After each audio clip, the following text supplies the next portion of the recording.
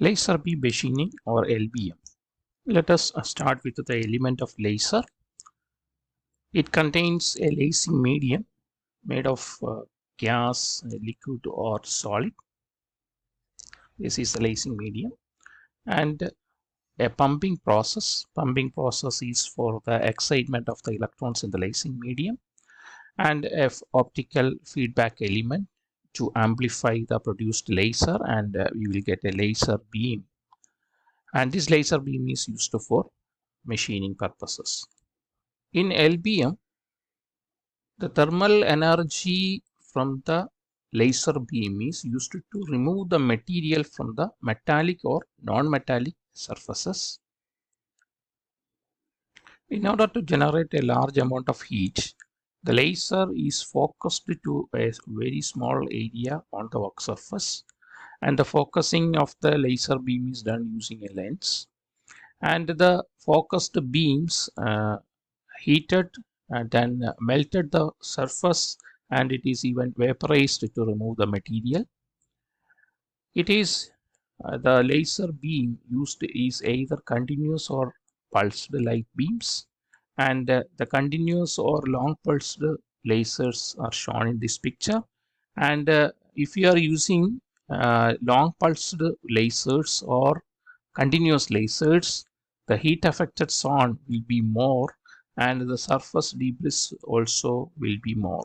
So in order to reduce these problems, we are using short pulse laser in order of femtosecond or picoseconds. Femtosecond means it is in the order, the time of each pulse will be in the order of 10 raised to minus 15 seconds. Then the heat affected zone is minimal, and also the cut width will be very small, and thus we can produce a very fine small holes on the work surface. The effect of laser beam on material is shown with the help of these pictures. Initially, the laser beam is hitting on the work surface, and a small amount of laser is reflected back, and some are actually thermally conducted, and the remaining is get absorbed by the work pieces. And by absorption, because of this very high heat generated in this region, it will be melted. The material on that location will be get melted, and it is again because of the heat, it is vaporized and removed from and forming a cavity on the surface of the workpiece.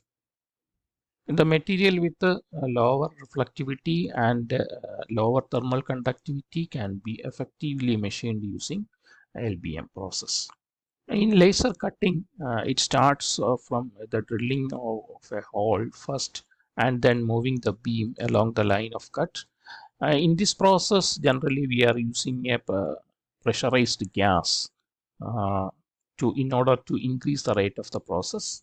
Traditionally, we are using oxygen or nitrogen for this process. The oxygen is most commonly used when cutting steels, especially low carbon steels and other carbon steels.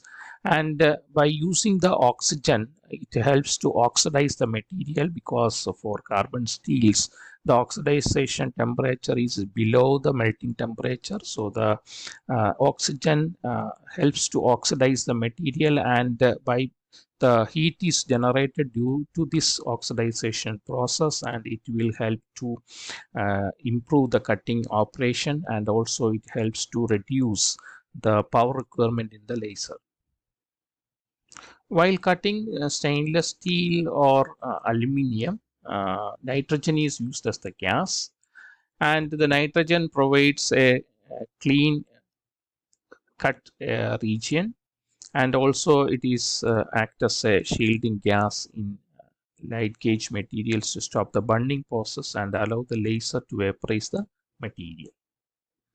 The work materials which can be machined using LBM process are given as the metals with a high hardness and strength, then soft materials, ceramics, glass and glass epoxy, plastics, rubber, cloth, wood, etc.